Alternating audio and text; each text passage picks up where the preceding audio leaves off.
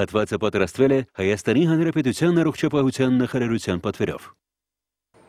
Հարգելի բարեկամներ, մասնագետ on-line է Շանթի ուղի եթերում իր առողջության երաշխիք հավելվածով, ես Դավիթ Պետրոսյանն եմ, բարև ձեզ։ Վաղը դեկտեմբերի 1-ին միջազգային ՁԻԱՀ-ի դեմ պայքարի օրն է եւ այդ կապակցությամբ տաղավարում է Հայաստանի Հանրապետության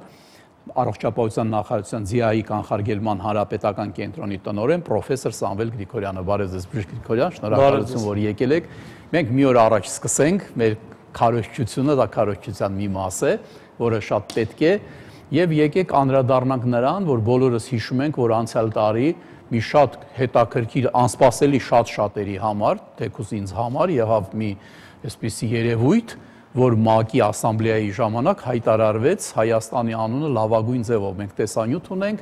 եկեք տեսանյութը դիտենք, մի հատ պատմեք, թե դա ինչ էր նշանակում։ Ուրեմն այս տարվա հունիսին ՄԱԿ-ի գլխավոր ասամբլեայի հատուկ նիստին, որը նվիրված էր միակ ՁԻԱՀ-ին, պարբերաբար նման նիստեր են իրականացվում, հայտարարվեց, որ Հայաստանը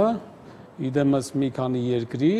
աշխարհում հանդիսանում է մի քանիսը 4-ն էին ընդամենը։ 4-ն էին եւ Եվրոպայում առաջինը Հայաստանը հանդիսանում է օրինակելի երկիր միակ ԶԻԱՀ-ի դեմ պայքարի ուղղությամբ եւ միավարակի կանխարգելման ուղղությամբ, մասնավորապես մորից երեխային միավի փոխանցման վերացմանը հասած երկրի օրինակ բերվեց Հայաստանը եւ տեսնում եք այդ հավաստագիրը, որը տրվել է Առողջապահության համաշխարհային կազմակերպության ուրեմն ղեկավարի տնօրենի ստորագրությամբ եւ շնորհավորեց նաեւ Առողջապահության նախարարին գլխավոր քարտուղարը ՄԱԿ-ի Պան Գի Մունը եւ սա ուզում եմ ասել մեր երկարատև տարիների ընթացքում կատարված աշխատանքի արդյունքն է։ Ինչի չի անցնում այդ միավը վիրուսը, ինչի մորից երեխային չի անցնում, դա ինչի շնորհիվ է։ Նախ որպեսզի չանցնի, պետք է միավարակ ունեցող մայրերը ժամանակին ախտորոշվեն հղիության ընթացքում։ Այո։ Այսինքն մենք ստեղծել ենք այնպիսի համակարգ, որ անտենատալ կլինիկաներում գրեթե բոլոր հղիները միավի վերաբերյալ հետազոտության հնարավորություն ունեն։ Բոլորը հետազոտվում են։ Այսինքն նա գալիս է իր սովորական կոնսուլտացիային, անկախ ամեն ինչից նրան առաջարկվում է նաև անցնել միավի վերաբերյալ հետազոտության տեստ, որովհետև դա ունի մի շարք առավելություններ, հնարավորություն է տալիս ժամանակին ախտորոշել վիճակը եւ համապատասխանալ քայլեր ձեռնարկել, որպեսզի կանխվի հնարավոր փոխանցումը միավի մորից երեխային։ Իսկ ինչպիսի քայլեր կարող են կատարվել։ Այսինքն ոչ մի հղի հսկողությունից դուրս չի մնում Հայաստանում։ Փորձում ենք այնպես անել, որ դուրս չմնա, եթե հղին չդիմի ընդհանրապես ծառայություն, ինչ-որ տենց եզակի դեպքեր լինեն, ասենք Հայաստանից բացակայի, ասենք կամ տանը ծննդաբերի կարող է, բայց դրանք եզակի դեպքեր կարող են լինել։ Որպես կանոն, այո,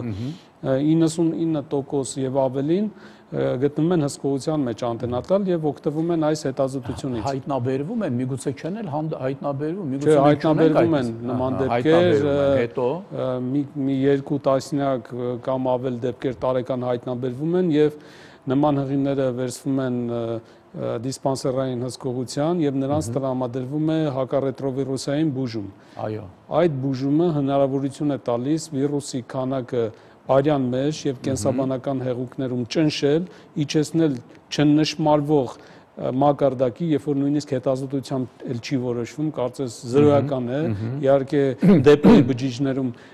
ոսկրածուծի դա մնում է, բայց դա արդեն վարակի փոխանցման տեսակետից ոչ մի վտանգ չի ներկայացնում։ Դա նաեւ բուժման մեթոդ է, չէ՞։ Դա նաեւ բուժման մեթոդ է բնականաբար, բայց հղիների դեպքում այդ բուժումը տրամադրվում է հենց կանխարգելիչ նպատակով եւ արդեն ցմա հղին ծննդաբերելուց հետո շարունակում է ստանալ այդ բուժումը։ Նաեւ նորածինն է ստանում օշարակներ հակառետրովիրուսային, նաեւ ասենք կեսարյան հատում է իրականացվում, նաեւ տրամադրվում են արհեստական կաթնախառնուրդներ, որտեղ կրծքով կերակրել իր հերթին նրա համար որ մինիմալ լինի շփումը, այո, շփումը պտղաջրերի հետ, հյուսվածքների, պտղաջրերի արյան շփումը մոր եւ պտղի, այնպես որ այս համալիր միջոցառումների, այո, համակարգված է համակարգ, որը բերեց այդ արդյունքին, այո, սա շնորհիվ ՁԻԱՀ-ի եւ մոր եւ մանկան առողջության պահպանման վերինատալ խնամքի ծառայությունների համակցված համագործակցության արդյունք է, որը տվեց լավագույն արդյունքը եւ լավագույն փորձը հանդիսացավ ամբողջ Եվրոպայում։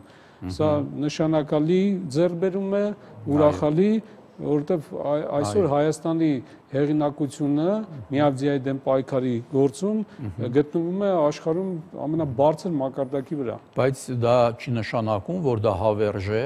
պետք է այդ աշխատանքը վարվի միշտ, ոչ մի բան չպետք է։ Որովհետեւ մի բան է ձեռք բերել նման կարգավիճակ, մեկ այլ բան է այդ կարգավիճակը պահպանել, որովհետեւ պահպանման համար Առողջապահության համաշխարհային կազմակերպությունը մեր առաջ դրել է մի շարք պայման չասեմ, առաջարկություն է կոչվում, բայց դա համարյա պայմաններ են, որը եթե չկատարվի մեր կողմից, ապա կարող է հարց առաջանալ այդ կարգավիճակի պահպանման։ Իսկ ինչքան հնչեղություն ստացավ այդ ձեռքբերումը, այնքան էլ հնչեղություն կարող է ստանալ այդ կարգավիճակի կորուստը։ Հետաբար մենք պետք է ամեն ջանք գործադրենք, օրինակ նախատեսված է ըստ այդ առաջարկության հղիներին տեստավորել 2 անգամ հղիության ընթացքում։ Ինչու, որովհետև մենք երբեմն ունենում ենք դեպքեր, երբ հղի մեկ տեստավորման ընթացքում լինում է բացասական, բայց հղիության ավելի ուշ փուլերում կամ նույնիսկ կրծքով կերակրման ժամանակ, եթե երկար է կերակրում, վարակվում է իր ամուսնուց, միգրանտ ամուսնուց, որը վերադառնում է այդ ընթացքում, ասենք, դրսից, արտագնա աշխատանքից, վարակում է կնոջը չիմանալով, որտեղ ինքն էլ չգիտի հիվանդության մասին, եւ մայրը ակամա կրծքով կերակրման ժամանակ երեխային վարակում է։ Դրա դեմ ոչ մի ձև հնարավոր չի դեմ առնել, որովհետև դու տեստավորել ես, բացական պատասխանը ստացել ես, կարծես թե ամեն ինչ նորմալ է։ Բայց որպեսզի դա մինիմիզացնենք, ուրեմն ավելի ուշ փուլերում են հետազոտվում, որ գոնե հղիության ուշ փուլերի հետազոտության այդ ընթացքում վարակման դեպքերը մենք էլի կարողանանք վերահսկել։ Եղավ, Գրիգորյան, ես հիշում եմ, որ անցյալ տարի նաև մենք ներկայացրեցինք, որ ձեր բավականին հզորացավ ձեր ծառայությունը շարժական լաբորատորիաներով, մենք ունենք տեսանյութը, եկեք դիտենք, դա Ռուսաստանն է նվիրել, չէ՞, Հայաստանի։ Ռուսաստանի Դաշնությունը նվիրեց արդեն երկրորդ կլինիկան, որը հնարավորություն է այսօր ընձեռնել հանրապետության գրեթե 145 գյուղական եւ փոքր քաղաքային բնակավայրերում միգրանտների ամենախոցելի խմբի համար հանրապետությունում անցնել ոչ միայն միավարակի, այլև հեպատիտ C-ի, B-ի, սիֆիլիսի վերաբերյալ հետազոտություններ, ստանալ բժշկական խորհրդատվություն, մասնագիտական խորհրդատվություն, ուղեգրել հետագա հարակից ծառայությունների կողմից ստանալ մասնագիտացված բուժօգնություն, այսինքն հնարավորություն է ընձեռնվել ամենախոցելի խմբին տեղում, անանուն, անվճար անցնել միավի վերաբերյալ տեստը բժշկական ծառայությունների համալիր փաթեթում, որը գրավիչ է դարձնում այդ ծառայությունը, որովհետև միավի վերաբերյալ հետազոտությունը մարդկանց որոշակի խարանի հնարավոր խտրականության հետ կարող է ասոցացվել, որովհետև այս մարդը, ասենք, ինչ-որ ռիսկային վարքագիծ է ունեցել, դրա համար է հետազոտում եւ այլն։ Մարդիկ երբեմն վախենում են ծանր ախտորոշում լսելը, որովհետև իրենք ոնց որ համարում են, որ վերջ ուրեմն կյանքը դրանից հետո վերջացավ եւ այլն, թեկուզ հոգեբանական, բայց ինչքան ես գիտեմ, բուժումը այսօրվա բուժումը ունի մեծ հաջողություններ, նախ ասեմ ձեզ այդ հետազոտությունը, որ իրականացվում է, մենք տեղերում ունենք նաև բուժաշխատողների տեղական թիմը, գյուղական ամբուլատորիայում աշխատող, որոնք որ մարդկանց հետ նախապատրաստական աշխատանք են տանում, նրանց խրախուսում են հետազոտություն անցնել, մոտիվացնում են, որովհետև մեքենան չի կարող գնալ ինչ-որ մի բնակավայր ու պարապուրդի մատնվել, ինքը պետք է լիարժեք ծանրաբեռնված լինի, որպեսզի այդ հետազոտությունները, այդ ծախսը, որ մեքենայի վրա իրականացվում է, ինքը արդյունավետ լինի, արդարացված լինի, հնարավորինս մեծ կիրառում ունենա, ծանրաբեռնվածություն, եւ դա մենք կարողանում ենք ապահովել տեղական բուժաշխատողների կողմից, նրանց հետ նախապատրաստական աշխատանքներում։ Իսկ բուժման մասին ասեմ, որ այսօրվա բուժումը հակառետրովիրուսային հնարավորություն է տալիս, որ մարդը ապրի այնքան, որքան նա կարող է ապրել առանց միավարակի։ Այսինքն այդ բուժումը ուրեմն նվազեցնում է մահացությունը, հիվանդացությունը, հիվանդների շրջանում էապես լավացնում է կյանքի որակը, պացիենտը պրակտիկորեն իրեն առողջ է զգում, կարող է աշխատել, ստեղծագործել, նույնիսկ ամուսնանալ եւ ունենալ միավից զերծ երեխաներ եւ նույնիսկ չփոխանցել միավը ոչ միավ ունեցող զուգընկերոջը։ Ժիշտ Գրիգորյան, այ որ դուք արդեն այդ մեքենաները ունեցաք եւ ոնց որ ձեր այդ հետազոտման բանը շատացավ, էլի ծավալը մեծացավ, ինչ տեսակ դուք Հայաստանում համեմատած այն տարիներին, որ ուղղակի թե կգա, չի գա, ստուգվի, չի ստուգվի։ Մենք հայտնաբերումը մենք դարձրեցինք ակտիվ։ Այսինքն ոչ թե մենք սպասում ենք, որ ինչ-որ մեկը կողմնորոշվի, կդիմի հետազոտության, այլ մենք գնացինք տեղերում, որովհետեւ արդեն տասնյակ հազարավոր մարդիկ հետազոտվեցին, տասնյակ ավելի շատ մարդիկ կրկնակի ստացան տեղեկատվություն, գիտելիք, որովհետև հետազոտությունը դա զուտ լաբորատոր հետազոտություն չի, դա շղթա է, երբ որ տրամադրվում է միջև հետազոտությունը նախատեստային խորհրդատվություն,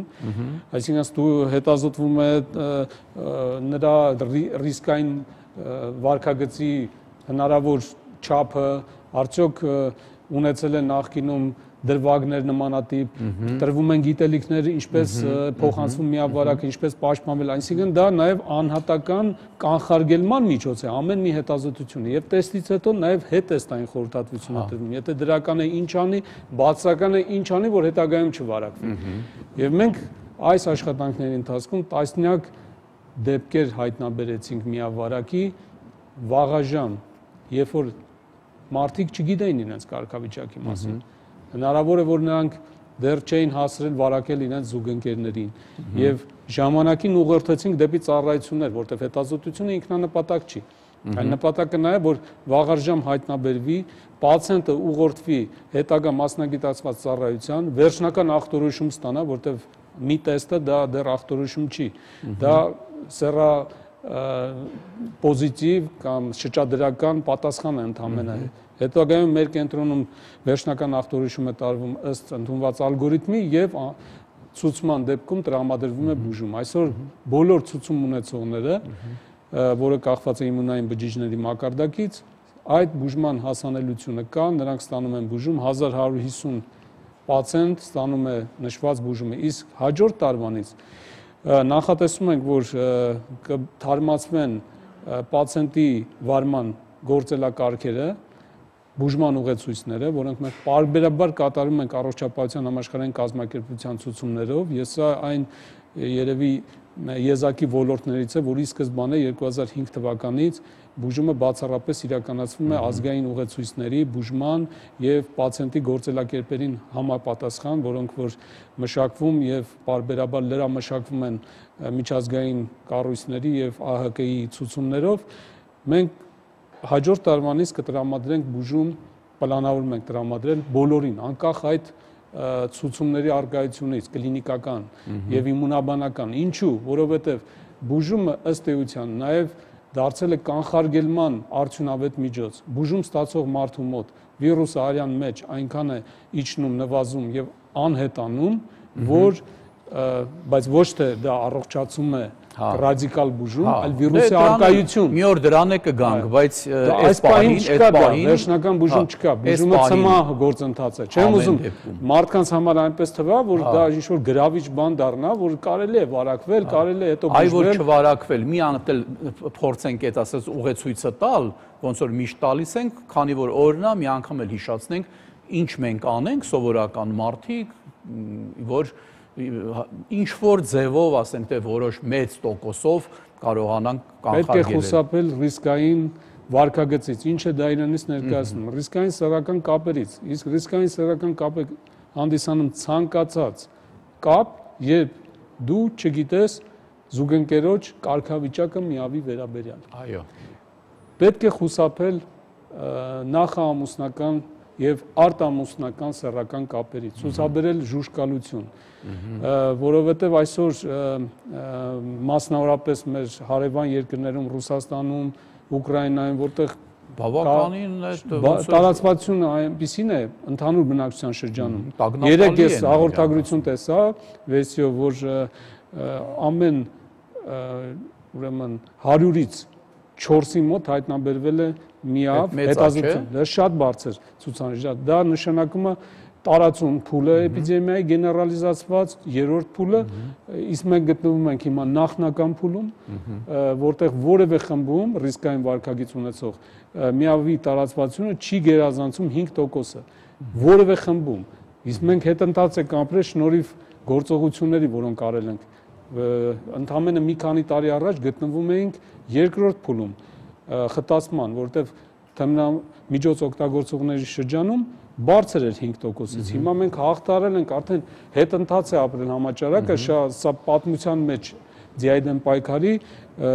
էական ձեռքբերում է, նույնպես ես ասեմ, որ ոչ պակաս քան հավաստագրի ստացումը, որովհետև տարածաշրջանի բոլոր երկրներում համաճարակը զարգանում է, ավելանում է, առաջընթաց է գնում։ Հիմա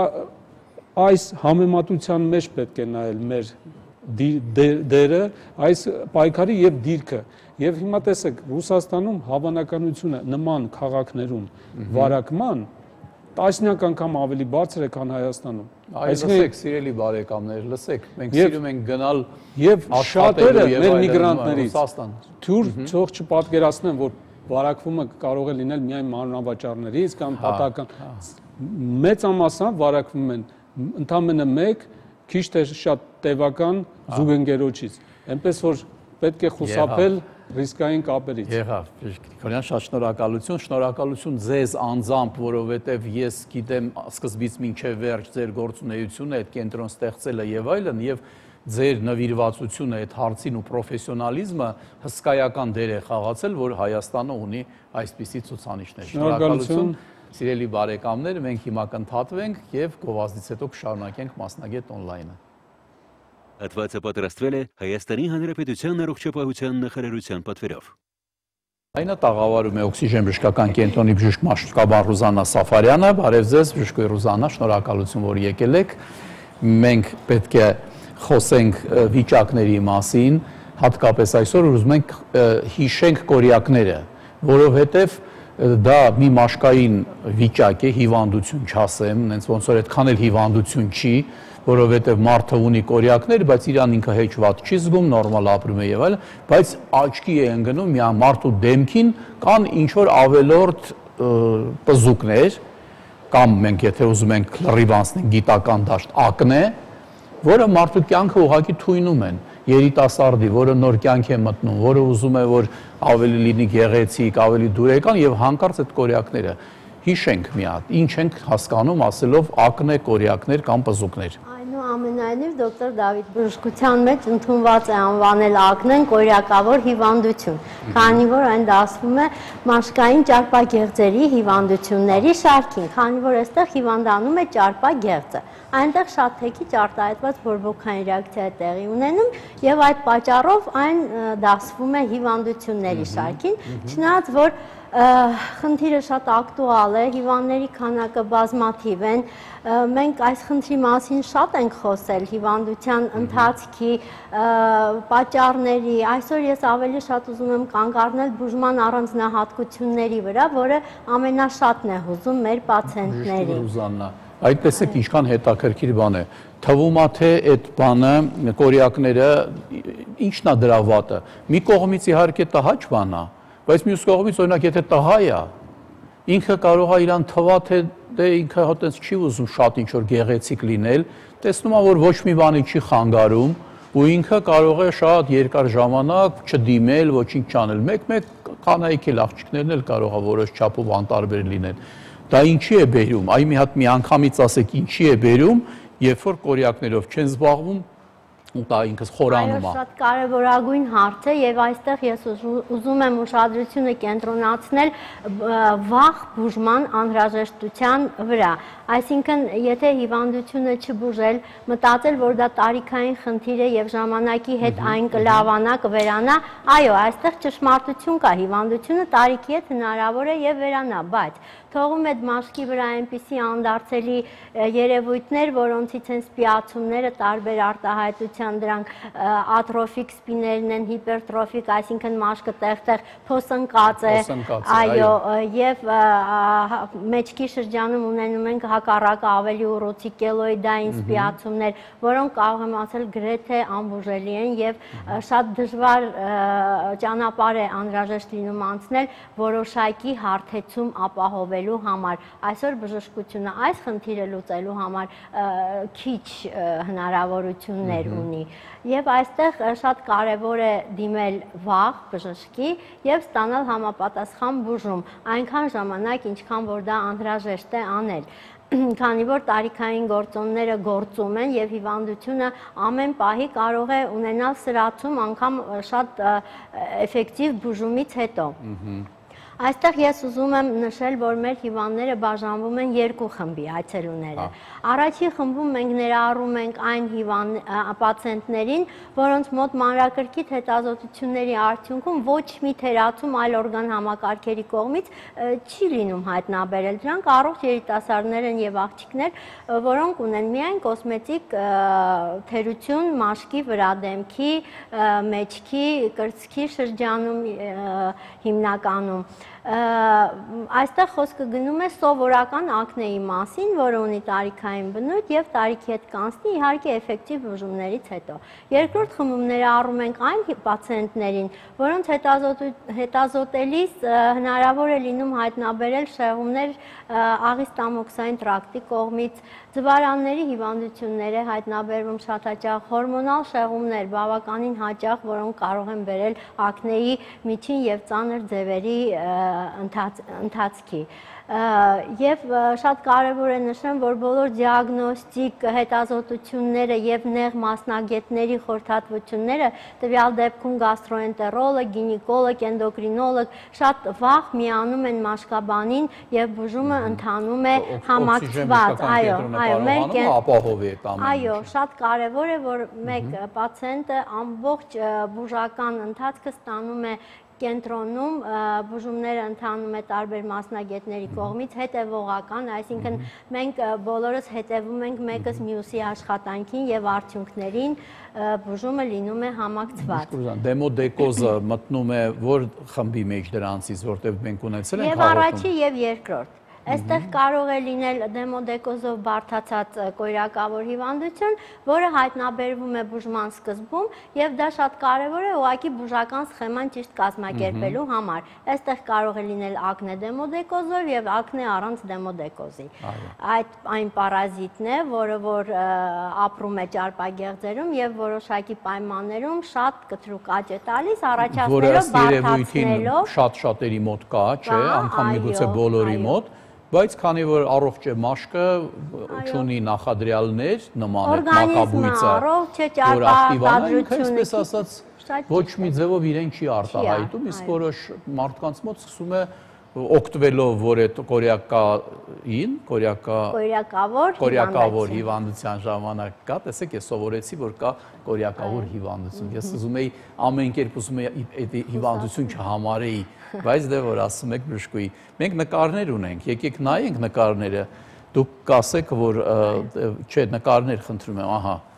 դե մենք տեսնում ենք եւ բուժված հիվանդներն են, որոնք դիմել են այ առաջի նկարում տեսնում ենք ինչպիսի արտահայտություն ունի, այստեղ միջին ծանրության ակնեի մասին է խոսքը եւ դինամիկ ամբողջ ընթացքը բուժման ավարտին մենք ունենում ենք արդեն բավականին հարթ մաշկ։ Փաստորեն այստեղ բուժումից հետո մենք տեսնում ենք իրոք ոնց որ թե ոչինչ չի եղել։ Դա նշանակում է, որ չի լինի էլ, թե դուք ասացիք, որ այնուամենայնիվ պետք է ինչ-որ ձևով հետևել։ Կարևորագույն հարցերից մեկն է։ Ուզում եմ նշել, որ ակնեի ընթացքը բավականին բուժումը, բավականին բարդ եւ երկարատև պրոցես է։ Այստեղ խոսքը գնում է ամիսների եւ երբեմն մինչեւ 2 տարի ժամանակահատվածի մասին, բայց դա չի նշանակում, որ այդ ամբողջ ընթացքում հիվանդությունը ակտիվ դրսևորվում է։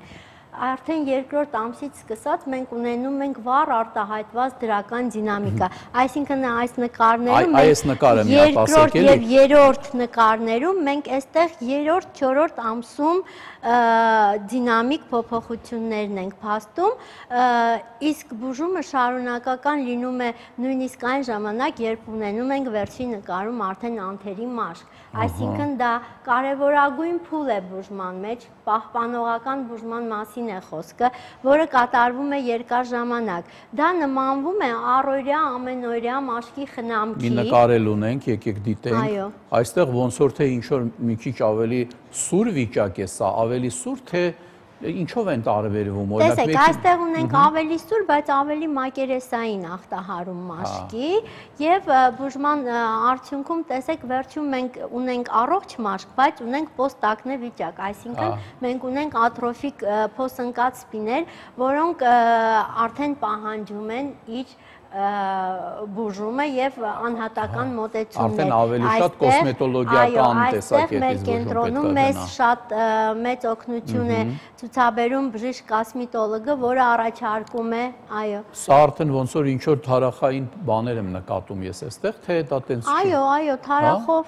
ուղեկցվում է հիվանդությունը, իհարկե, այստեղ ավելի խոր էլեմենտներ են, թարախայիններն են, չէ՞ որ եթե ճիշտ չբուժվեն փոսիկներ կառաջացնեն։ Այո, իրենք առաջացնում են մաշկի շերտերի քայքայում եւ ինչքան խորն է լինում քայքայումը, այնքան սպիացումը լինում է ավելի արտահայտված։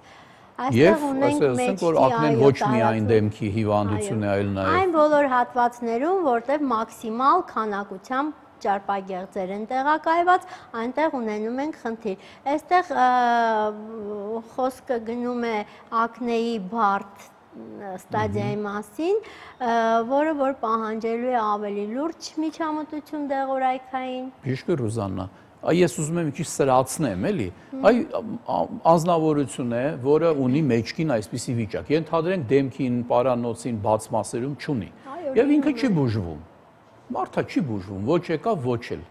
Հետո իր մոտ էտի կդառնա փոսիկներ, թե չի դառնա, միևնույնն է, ինքը ասում է, ով է տեսնում իմ մեջքը, որ չէ, ենթադրենք։ Դրանով ամեն ինչ կվերջանա, թե սա կարող է ավելի ինչ որ բարդ բաների բերել այս հիվանդությունը։ Գիտեք, երբեմն կարող է բերել, արդեն երբ հիվանդությունը շատ է բարդանում, այսինքն դա արդեն այն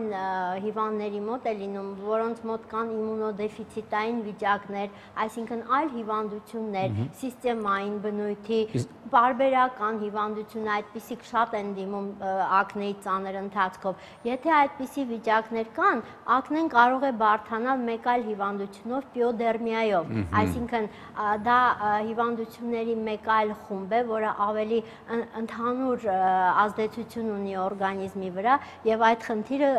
այդ ստաֆիլոկոկային ինֆեկցիան միանում է եւ կարող է տարածվել մաշկի այլ հատվածներ, դա որպես բարդություն, բայց դա չի լինի այն երիտասարդ առողջ երիտասարդների եւ աղջիկների մոտ, որոնց մոտ ամեն ինչ նորմալ է, ուղղակի ունենք կոսմետիկ վատ արտահայտություն։ Ուղղակի շարունակելով այդ պիոդերմիան, ասենք որ երբ որ օրգանիզմը շատ երկար ժամանակ թարախային process-ը գոյություն ունի, դա վերջով կարող է բերել երիկամային անբավարարության, հեմոդիալիզ եւ այլն։ Ես այս դեպքեր գիտեմ։ Այո, այդպես լինում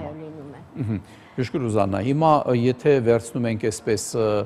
այ դուք ասեցիք, որ դեռահասների մոտ լինում է, բայց շատերը գիտեն, որ դա հետո անցնում է։ Ինքը սպասի մինչև անցնի, թե չանցնի նոր գա, թե միանգամից չէ։ Ինչքան վաղ դիմեն, այնքան հիվանդության ընթացքը կլինի բուժման ընթացքը կարճ, ավելի քիչ դեղամիջոցներ կկիրառվեն այդ պարագայում, ավելի կոմֆորտ կընթանա բուժման ընթացքը եւ կխուսափենք բոլոր տիպի բարդություններից, պոստակնե վիճակներից, որոնք շատ հաճախ ուղեկցվում են, եթե հիվանդությունը տևում է երկարատև։ Մենք մի տեսանյութ ունենք, որտեղ դուք բուժումը անց եք կացնում։ Այստեղ կրիոթերապիա է կատարվում, այսինքն մերսումներ հեղուկ ազոտի միջոցով, այստեղ սառը նյութի ազդեցությունն է, որը կատարվում է ակնեի բոլոր ստադիաներում, այսինքն չունի հակացություն որևէ սուր ստադիայում կատարելու, այն բարելավում է մաշկի վիճակը, բացում է ծակոտիները, այստեղ դերմաբրազիա է արվում, որը որ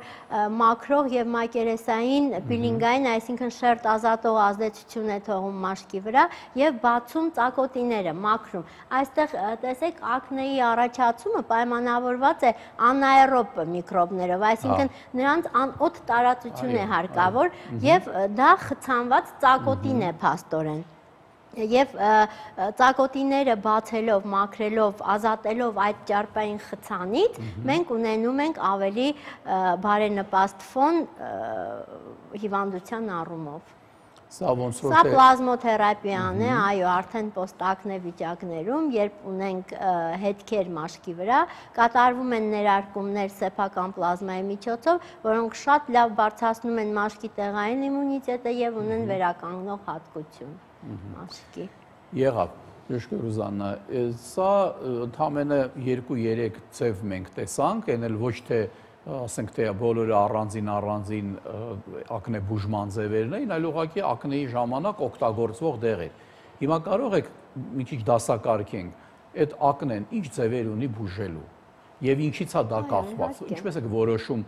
ում սկսեք ենթադրենք անել կրիոթերապիա, ում դուք օգտագործեք այլ մեթոդ, որը իհարկե ձեր կենտրոնում բոլորն էլ կան, բայց դուք պետք է որոշեք թե որը։ Ոնց ինչ եք անում։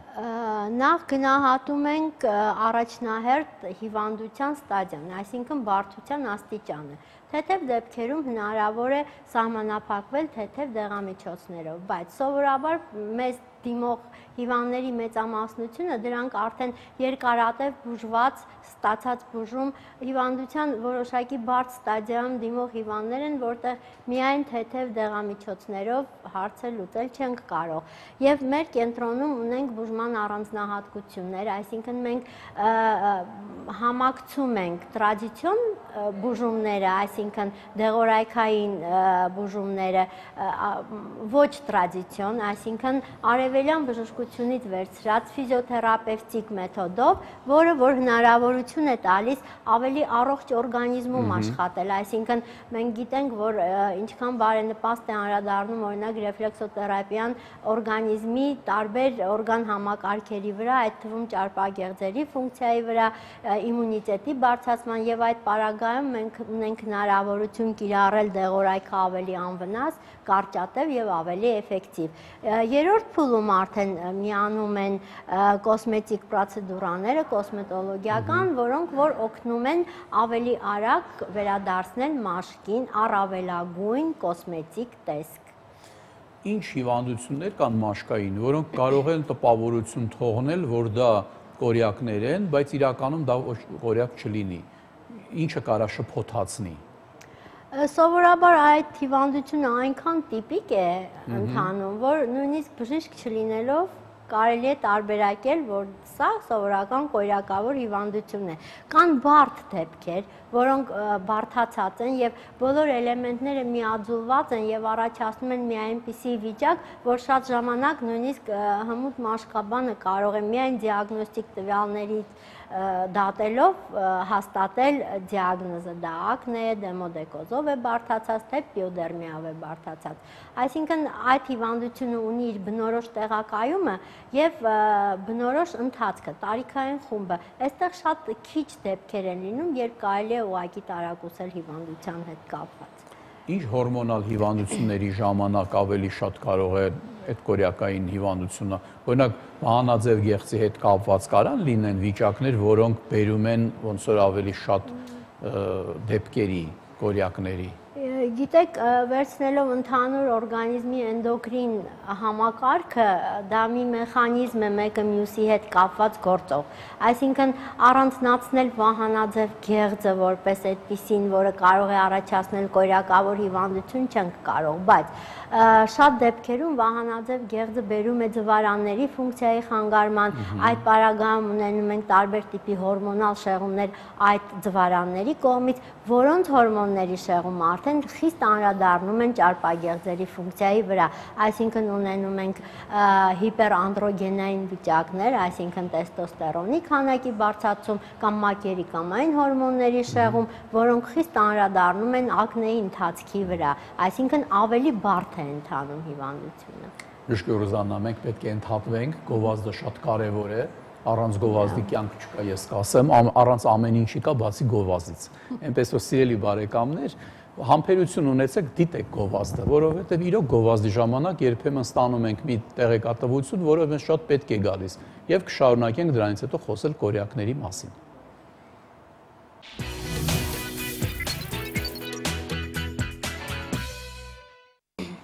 Շարունակում ենք մասնագետ on-line-ը, տաղավարում է օքսիգեն բժշկական կենտրոնի բժիշկ մաշկաբան Ռուզանա Սաֆարյանը, բժշկուհի Սաֆարյան, մենք ունենք զանգ, լսում ենք։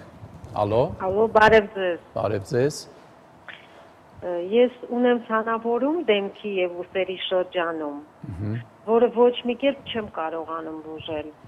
Տարիներ շարունակ կոսմետոլոգների եմ դիմել, դեմքի մաքսումներ եմ կատարել։ Դուք ինձ կարող եք օգնել։ Շնորհակալություն։ Այ բժշկի Ռուզանա, տեսեք, այդ ոնց որ իմ հարցի շարունակությունը լիներ։ Դուք ասացիք, որ կորյակը ակնհայտ է եւ ոնց որ ասենք չի անգամ ոչ բժիշկը կարող է իմանա, բայց տիկինը բավականին ժամանակ ունի ինչ որ ցանավորում։ Դա կորյակ չի երևի, չէ՞, ես տենց եմ մտածում։ Եթե դեմքի մեջքի շրջանում կարող է լինել տարբեր հիվանդությունների ժամանակ այդ հատվածում ախտահարում, բայց ակնեի էլեմենտները այնքան սպეციფიկ տիպիկ են, որ մասնագետը չի կարող դա շփոթի։ Այստեղ հավանաբար կորյակավոր հիվանդության մասին է խոսքը, այո, կարող ենք ձեզ օգնել, քանի որ մեր կենտրոնում տարիների փորձը արդեն թույլ է տալիս ասել, որ բոլոր կլինիկական ձևերի ժամանակ մենք ունենք անհատական մոտեցումներ, անհատական դիագնոստիկ մեթոդներ, որի շնորհիվ կարողանում ենք հասկանալ տվյալ հիվանդությունը ինչու ոնց հասկացա դա միջին տարիքի կին էր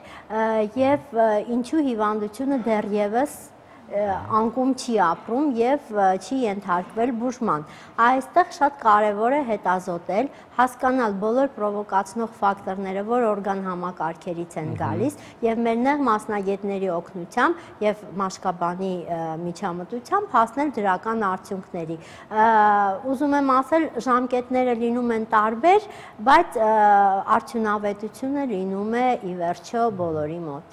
Մի խոսքով պետք է, ինչպես ասում են մաշկաբանները, մինչև չտեսնեմ, ոչինչ չեմ կարող ասել, սիրելի հեռուստադիտող, դուք իմացեք, որ բժշկուհի Ռուզանան պետք է տեսնի։ Եվ մեծ հավանականություն կա, որ ինքը ձեզ կօգնի։ Զանգում ենք, բժշկուհի, լսում ենք։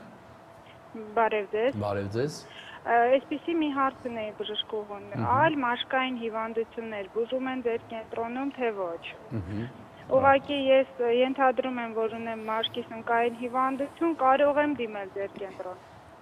Ահա, շատ լավ հարց էր, բժշկուհի, ես ինքս էի ուզում եմ հարցը տալ, մաշկաբանությունը այդքան ինչքան դուք ունեք տարբեր տեսակի հիվանդություններ, ոչ լյարդաբանը, ոչ գաստրոենտերը, ոչ մեկ չունի։ Մանծայրածիր են մաշկաբանական։ Այ կարող եք ասել առաջի հերթին սնկայինի մասին մի երկու բառ։ Այո, իհարկե, սնկային հիվանդությունները դա բավականին տարածված մաշկային հիվանդություններ են եւ ես ուրախությամբ ուզում եմ ասել, որ այսօր դեղորայքային արսենալը մեզ թույլ է տալիս վստահորեն ասել, որ գրեթե բոլոր դեպքերում սնկային հիվանդությունը բուժելի է նաեւ մեր կենտրոնում։ Այո, կարող եք դիմել տարբեր հիվանդություններով, խոսում ենք ակնեի մասին, որովհետեւ մենք մասնագիտացված ենք այդ խնդրի հետ կապված, բայց բուժում կարող են ստանալ բազմաթիվ տարբեր հիվանդությունների ժամանակ։ Սնկային հիվանդությունը վարակիչ է թե ոչ։ Այո, շատ կոնտագիոզ վարակիչ հիվանդություն է, որը կարող է փոխանցվել ոչ ճիշտ հիգիենիկ նույն տան մեջ ապրողները կարող են իրար վարակել, հա։ Վտանգված են, այո, կարող են։ Եթե դեմոդեկոզի պարագայում սա էլ պարազիտար հիվանդություն է, բայց վարակելիությունը շատ քիչ է, քանի որ այդ պարազիտը օրգանիզմից դուրս ապրում է շատ կարճ, գրեթե չի գոյատևում, իսկ սնկերը իրենք ունեն բավականին մեծ տարածքներ, կայուն են, այո, եւ տարբեր միջավայրերում առաջացնում, որի մեջ կարող են տարիներով մնալու, հետո վերածնվելու եւ առաջացնելու տարբեր սնկային հիվանդություններ։ Դա ինչ որ մի սունկ է, մի տեսակի սունկ է, դա զանգը ընդունենք, լսում ենք, ալո։ Ալո։ Ալո, բարև ձեզ։ Բարև ձեզ։ Ես այսպիսի մի հարց ունեմ։ Ուրեմն այս ամառ դեմքիս վրա առաջացել են մուգ գույնի ցաներ, Որոնք շատ են տգեղացնում մաշկը։ Ես ուզում եմ իմանալ ձեր կենտրոնում բուժում եք այդ խնդիրը։ Դեմքի։ Այո։ Դա պիգմենտացիայի պիգմենտացիայի, այո, հիպերպիգմենտացիայի մասին է խոսքը, որը շատ տարածված է մեր հայերի մոտ, քանի որ մենք ունենք ավելի շատ հակվածություն պիգմենտի առաջացման, այսինքն մելանոցիտները, այդ բջիջները, որտեղ սինթեզվում է մելանին, մեզ մոտ ավելի շատ են, ակտիվ են, զգալուն են արևի ճառագայթների հանդեպ, եւ այստեղ կարող է ամռան ամիսներին լինել մաշկի վրա տարբեր տիպի արտահայտության մքացումներ, բայց այստեղ ուզում եմ նշել մի կարևորագույն փաստ, որ գուցե կան շեղումներ այլ օրգան համակարգերի կողմից, մասնավորապես վահանաձև գեղձի կողմից, այո, շատ կարևոր է հետազոտել նախ սոնոգրաֆիկ, որից հետո հորմոնալ հետազոտություններ, վստահ լինել, որ օրգանիզմում չկան որևէ շեղումներ, անգամ եթե լինեն, զուգահեռ մաշկի բուժումը պետք է կատարվի, այո, կենտրոնում ունենք բազմաթիվ մեթոդներ, որոնք թույլ են տալիս։ Այ մենք տեսանյութ ունենք, եկեք դիտենք, այդտեղ մենք նաև որոշ չափով ծանոթանանք կենտրոնի հետ։ Դուք այստեղ մենք ցույց ենք տալի ինչպես գալիս է բուժառուն, մենք հիմա պացիենտին ասում ենք բուժառուն։ Այո, նոր բառ է, եկեք սկսենք մենք ավելի ակտիվ օգտագործել։ Բուժառուն եկավ եւ նրան հենց բերում են, ինչքան ես հիշում եմ այս տեսանյութից ձեզ մոտ։ Այ ինչն եք դուք ուսումնասիրում հատուկ ակնոցներով, դա խոշորացույցներ են։ Խոշորացույց են, այո, որը թույլ է տալիս ավելի մանրակրկիտ զննել մաշկը, որակը գնահատել եւ արկա էլեմենտների։ Սա բիոռեզոնանսային մեթոդով դիագնոզում են օրգանիզմում արկա ճիճվակրությունը, պարազիտակրությունը, այդ թվում դեմոդեկոզը։ Ձեր բուժառուն նաև կարող է ունենալ ճիճվակրություն, չէ՞, ձեզ դա հետաքրքրեց։ Առաջի այցի ժամանակ մենք մանրակրկիտ հարցում ենք անցկացնում, ինչպիսի գանգատներ են նշում այցելուն։ Պարտադիր չի միայն լինի մաշկի ախտահարում, այստեղ կարող են շատ գանգատներ լինել։ Այո, սա սոնոգրաֆիան է։ Դե մենք գիտենք, բավականին հաճախ մեզ մոտ նաև հյուրեր լինում ձեր սոնոգրաֆիստները, հատկապես Սիրանուշ Տոնոյան, որը շատ ես գիտեմ, որ բավականին նա վարժված է արդեն այդ ամեն ինչի վրա եւ նա անգամ մեզ մի անգամ ներկայացրեց ուղղակի տարբեր սոնոգրաֆիկ նկարներ եւ բացատրում էր թե ինչ է տեսնում սոնոգրաֆիստը, որ կարողանա հասկանա։ Եվ վերջի կադրերում կար ձեր ունիկալ, այսպես ասենք, առանձնահատուկ մի սարք ունեիք, ռեզոնանսի, չէ՞։ Այո։ Լավ, այդ ռեզոնանսի մասին մի քիչ ուշ զանգը ընդունենք, լսում ենք։ Բարև ձեզ։ Բարև ձեզ։ Ես ունեմ կորյակներ, ուզում եմ իմանալ, բացի դեղորայքային բուժումներից, այլ մեթոդներով բուժում են կորյակները, թե ոչ։ Շնորհակալություն։ Ինչքան գիտեմ, հենց ամենակիչն են դեղորայքով բուժվում, չէ՞, ոնց որ ասած դեղորայքը չի հիմնականը։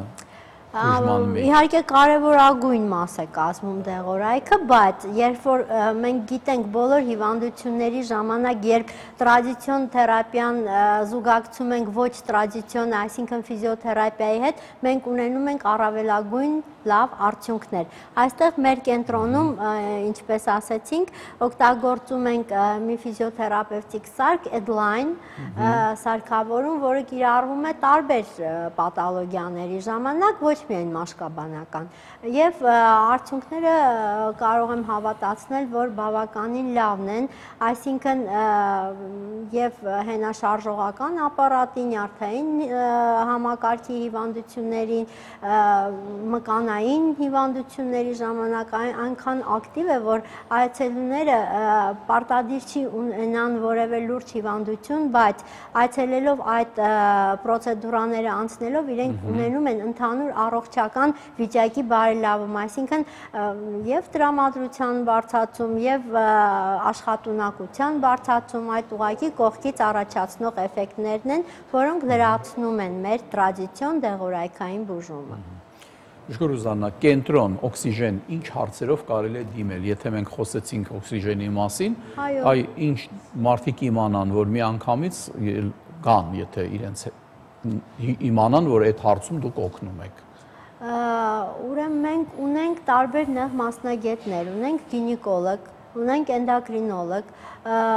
թերապևտ, գաստրոենտերոլոգ, այսինքն այն բոլոր նյարդաբան, որը շատ հմուտ կարողանում է օգնել մեր այցելուներին եւ այդ բոլոր մասնագետների օգնությամբ կարողանում ենք պատասխանել բոլոր դիմողների հարցերին։ Դե եկեք զանգ ընդունենք, լսում ենք։ Ալո։ Բարև ձեզ։ Բժշկուհի ջան, աղջկաս մոտ երկար ժամանակ է հայտնաբերվել է դեմոդեկոզ մաշկային հիվանդություն է։ Երկար ժամանակ է բուժվում ենք տարբեր մաշկաբանների մոտ, սակայն արդյունք չենք ունենում։ Ես ուզում եմ իմանալ, հիվանդությունն ունի վերջնական բուժում եւ որքան է բուժման տևողությունը։ Շատ տրամաբանական հարց է, որովհետեւ մենք գիտեք, ձեզ էլ ենք զանգել, որ այստեղ եղել եք, էլի ունեցել ենք տենց զանգեր։ Գնում ենք, բուժվում ենք, չի բուժվում, չնայած այսպես խոսելուց թվում է, թե եթե արդեն պարզ է, որ կորյակները, հատկապես եթե դեմոդեքսը վերախաղում, սխեման պարզ է։ Ինչու՞մն է բանը, բժշկուհի։ Արդեն ասեցինք, որ պետք է զինվել համբերությամբ եւ հիվանդությունը բուժել ոչ միայն ակտիվ փուլում, այլև այն փուլում, եւ հիվանդությունը արդեն գրեթե ոչ մի արտահայտություն մաշկի վրա չունի։ Այստեղ է, որ թույլ է տրվում ամենամեծ սխալը։ Այցելուները, հիվանդները բուժվելուց հետո տարբեր մասնագետների մոտ 1, 2, 3 ամսում ունենում են բավականին լավ արդյունք եւ թվալով, որ հիվանդությունը արդեն բուժված է, դադարում են որևէ բան կիրառել այդ առիթով։ Ամենամեծ թերացումը այստեղ է, պետք է պահպանողական բուժումը, այսինքն բժշկի վերահսկողությունը լինի այնքան ժամանակ, քանի տարիքային բոլոր գործոնները դեռ ազդում են օրգանիզմի վրա, այսինքն այցելուն պիտի լինի կապի մեջ իր բուժող բժշկի հետ եւ թեթև սրացումները, որոնք այո, բնորոշ են այդ հիվանդությանը, այսինքն կարող է լինել նյարդային լարվածության հետևանք հաշվի առնելով տարիքային խումբը, դրանք շատ խոցելի նուրբ հոգեբանություն ունեցող երիտասարդներ, աղջիկներ են, որոնց մոտ ամեն մի գրգիռ արտաքին աշխարհից կարող է լարել, առաջացնել նյարդային ստրեսային իրավիճակներ, այդ պարագայում ճարպագեղձերի ակտիվություն եւ հիվանդության սրացում։ Մի զանգել ընդունենք, քիչ ժամանակ է մնացել, լսում ենք ձեզ, արագ։ Ալո։ Այո, բարև ձեզ բժշկուհի։ Բարև ձեզ։ Ինձ մոտ այսպիսի խնդիր ունեմ, ուրեմն ամբողջ դեմքս թարախային բզբուկներ են եւ գիտեմ, որ ձեր մոտ խնդրի դեպքում կոմպլեքս մոտեցում է լինում։ Կուզեի իմանալ նման խնդրի դեպքում ինչ մոտեցում եք ցուցաբերելու ձեր կենտրոնում։ Բժշկուհի, արագ կարակ ասեք, որտեղ մենք այդ ամեն ինչն ասեցինք արդեն, բայց մի հատ արագ ասեք, որ ունենք ամեն ինչ։ Ուղղակի ասեմ, որ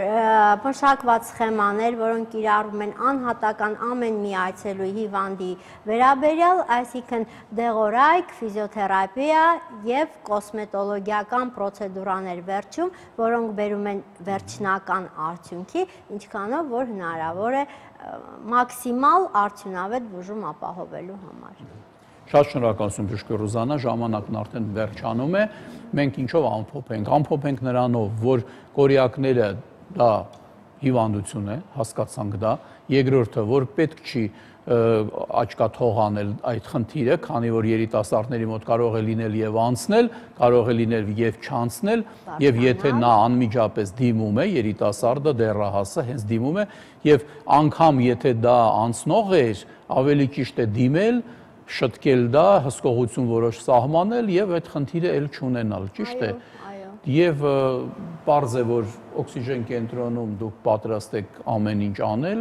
բոլոր մեթոդները ձեզ գաղտնիք չկա այդ հարցում,